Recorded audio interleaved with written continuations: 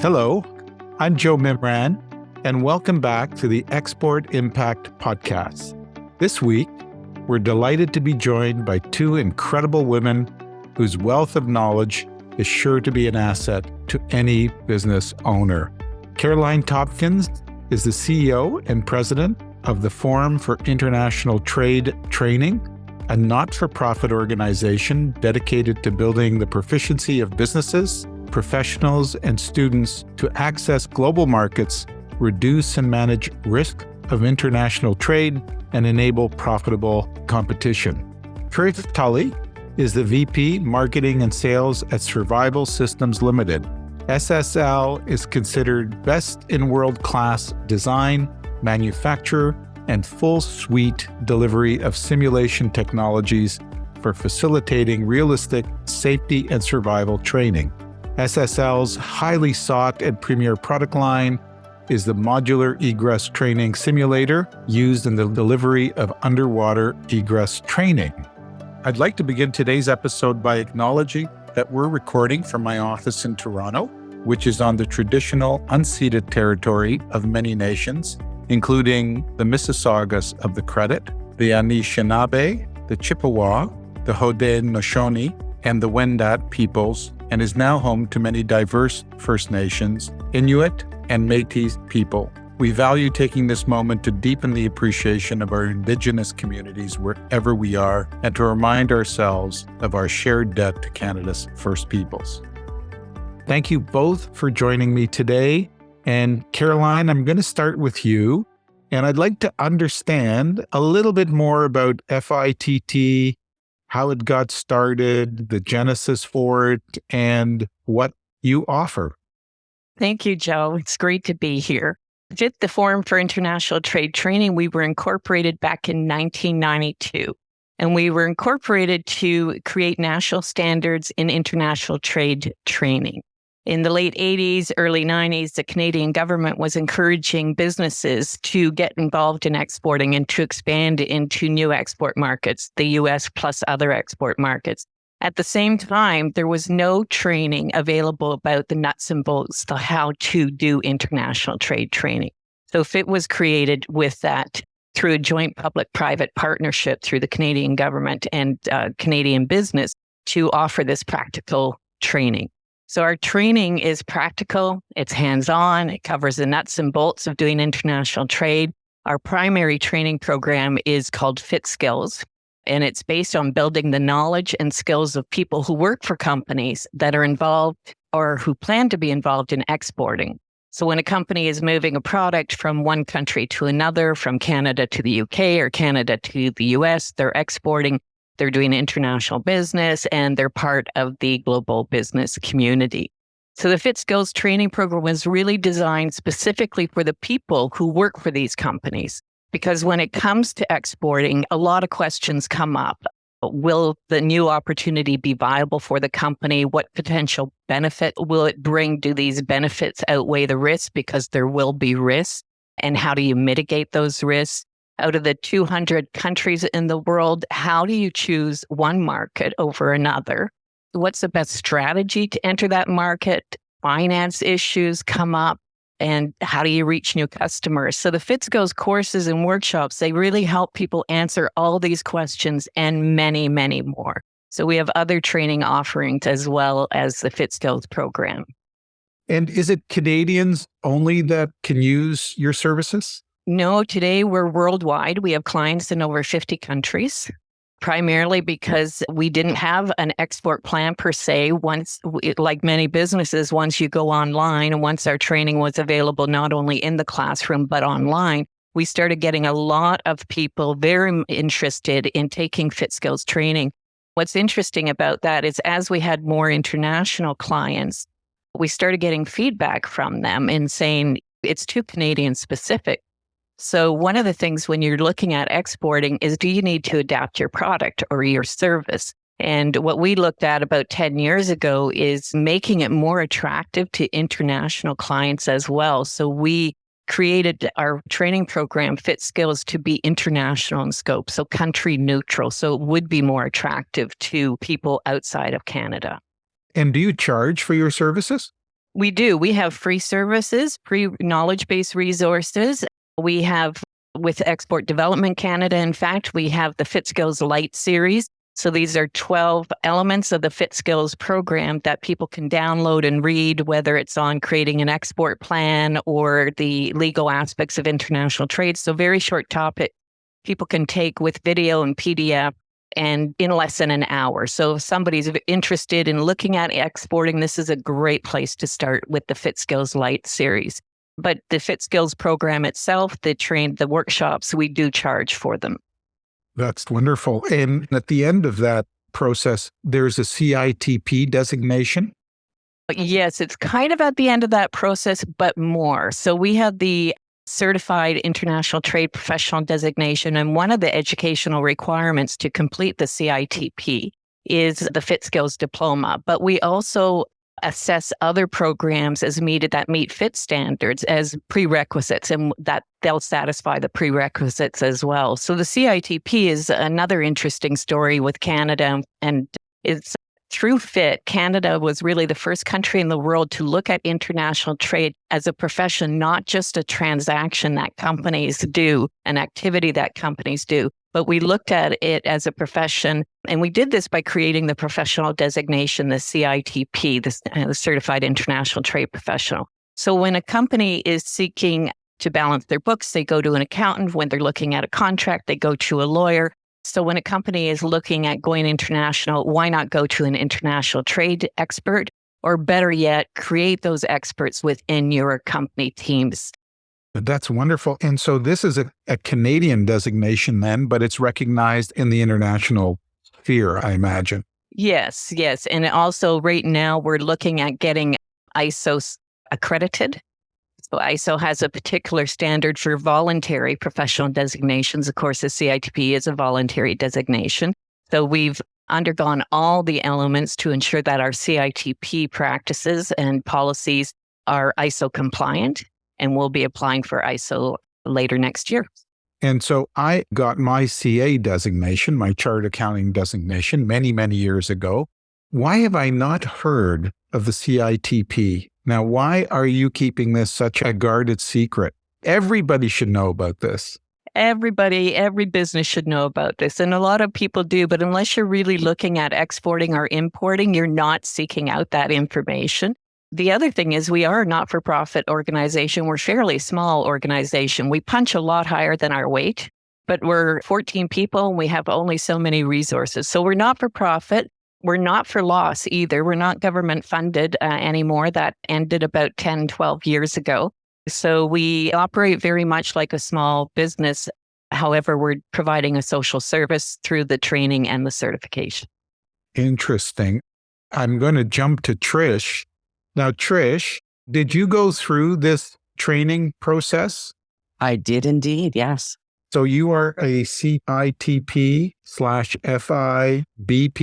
designated professional. Isn't that wonderful? And your role, which at SSL, I looked up SSL and what you do, this focus that you have on knowledge, skills, and competencies through this kind of realistic and concrete performance outcomes with the simulation equipment. I was looking at some of these helicopter simulation that you did. And it's fascinating. Again, such a specialized area. Why don't you tell us a little bit about how you work and who you work with, small businesses, large businesses, multinational ones? Love to hear all about it. Sure. So much like Caroline, we're aligned in a lot of ways because she's a trailblazer with regard to the creation of the standard for international trade training. And Survival Systems Limited was creating the standard for underwater egress training.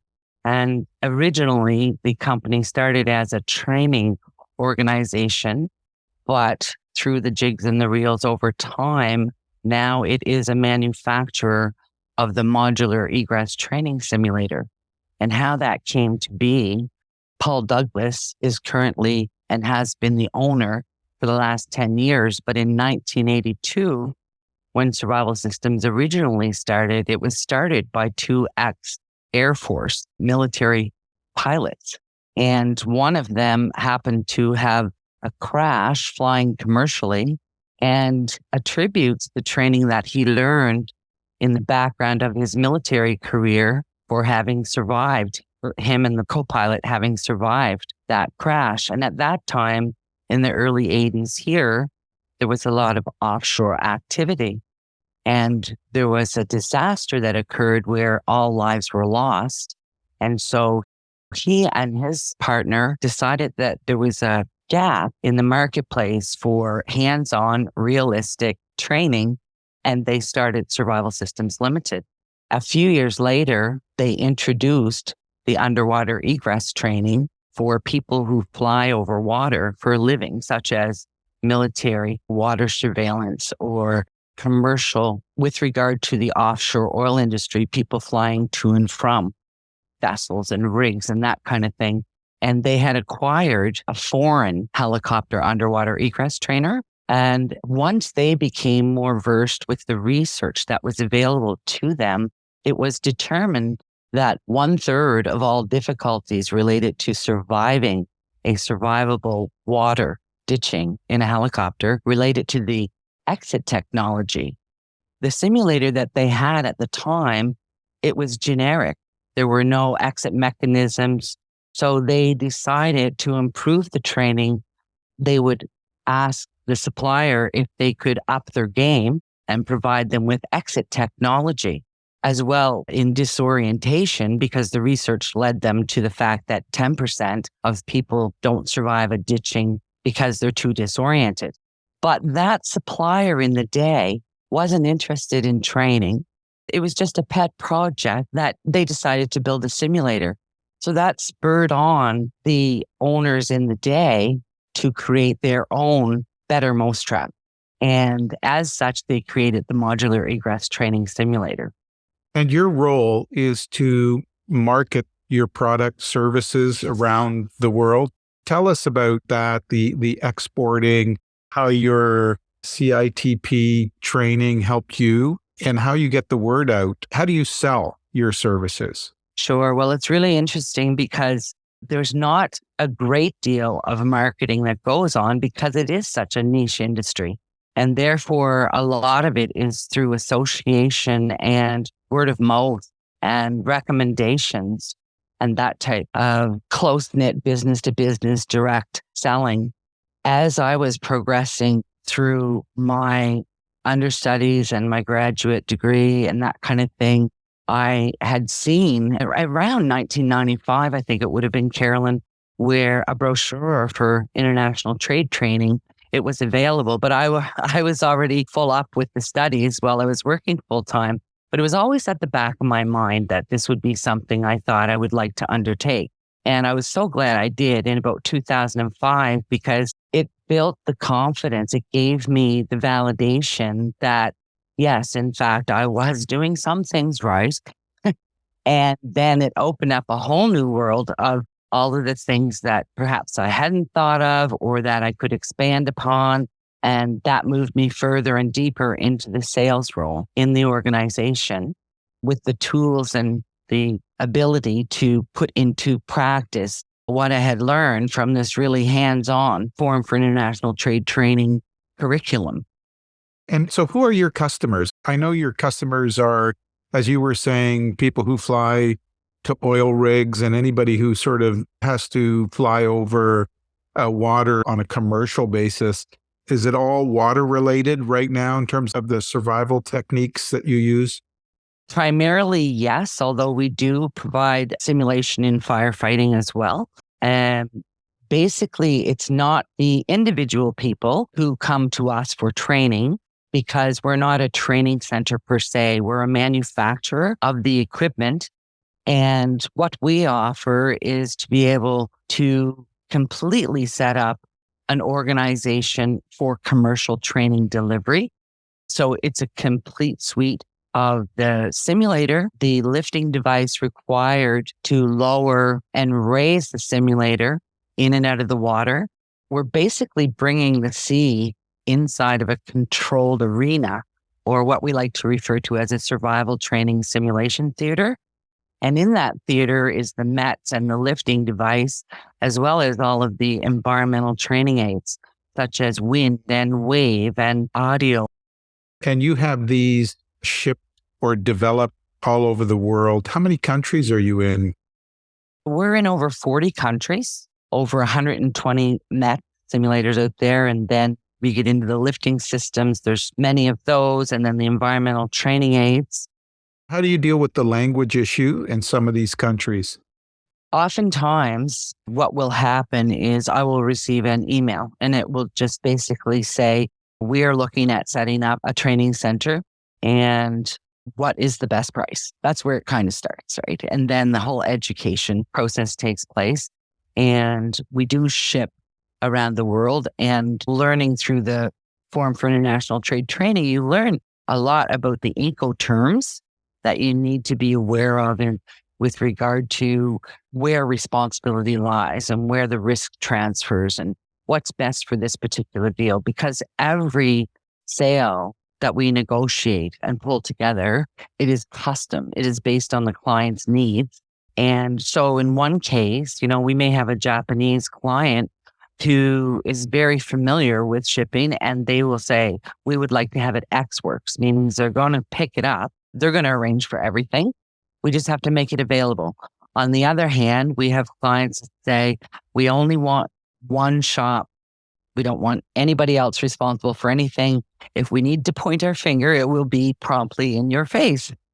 Right? And so it could be deliver at place where Survival Systems Limited is responsible completely, except for the taxes. Now, with regard to language, it's interesting because some countries will require that everything right down to the outside markings on the boxes is in their country's language. So yes, we do have translation services help us. The majority of cases, it's English, but there's definitely, I would say, about 10% of our client base that we do need to translate our courseware. We have to put certificate of origin and all kinds of documentation into their mother tongue. And this is all about exporting. And so I would say that it sounds like a great majority of your business is outside of Canada. And I would think that EDC plays a role in supporting you as well. How have you interfaced with EDC? Our business is probably 95% plus export. And definitely we have benefit from use of Export Development Canada because they reduce the risk of things like not getting paid or ensuring to the bank that we are eligible for and receive a working capital loan so that we're not cash crunched. We have worked with EDC over the many, many years. They've got our back kind of thing.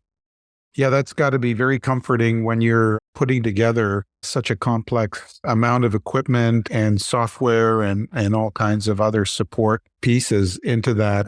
What's the time frame in putting all of that together? If you get a complete order and they want it all completely sent in one order, how long does it take for you to put that together? It definitely depends on what it is. If there's custom design, that can add like 3 months on the front end.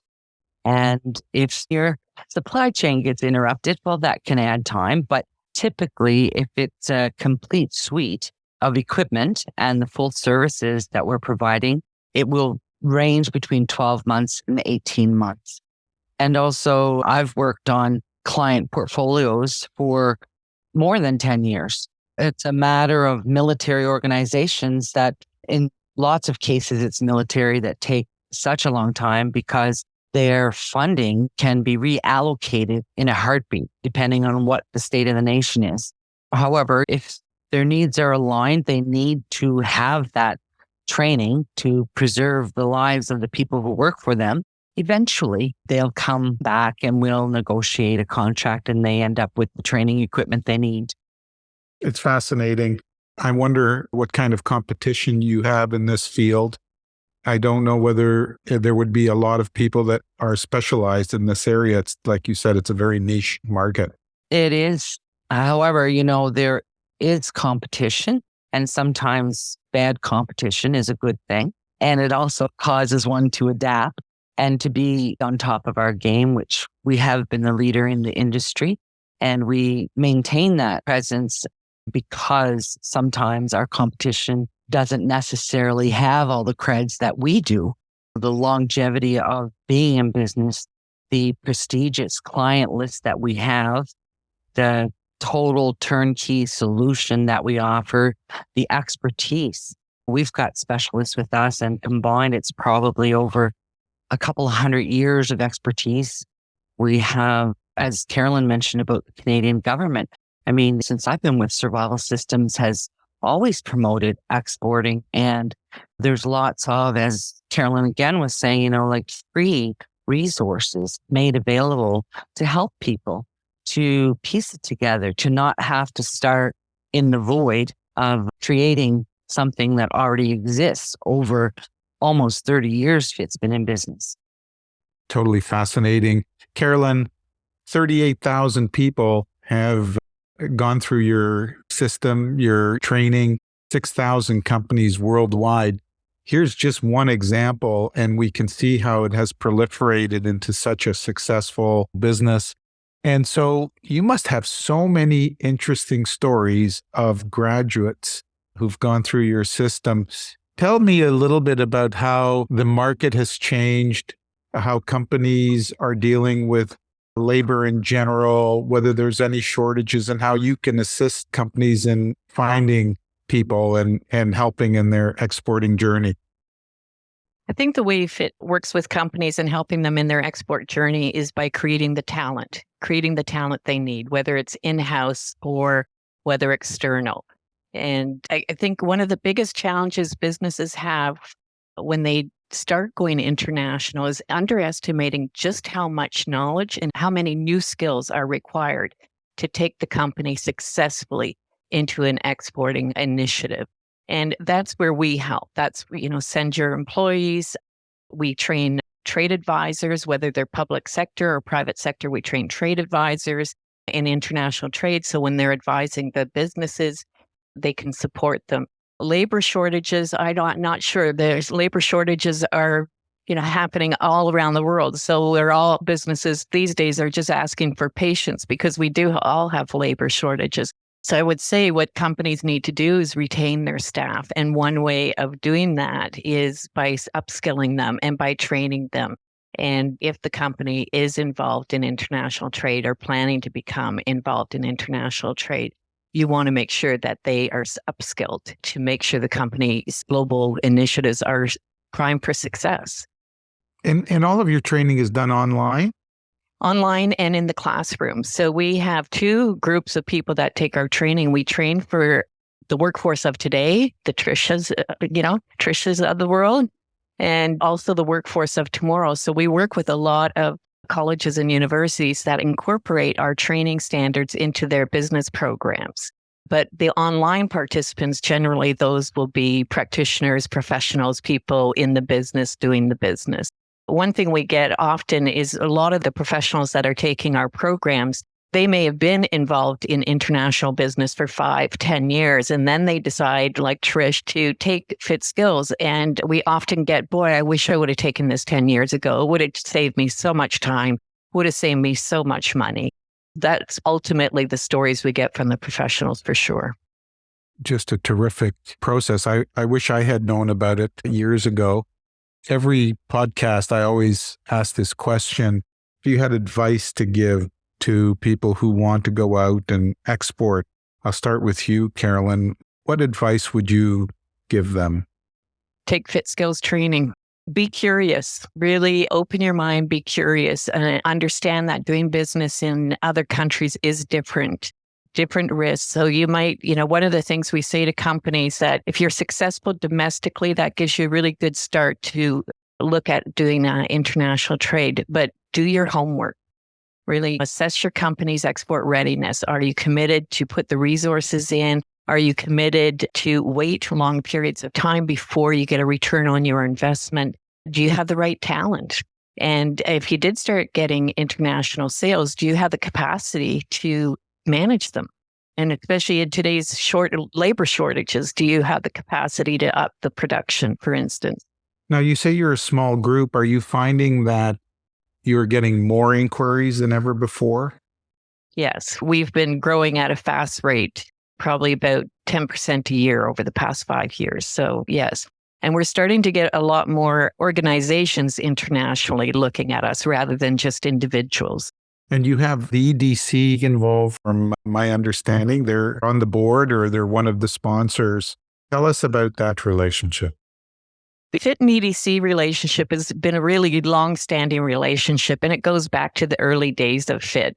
Back in 1992, 93, we've always worked with EDC because of our shared ambition of building Canada's exports and growing international trade for Canadians.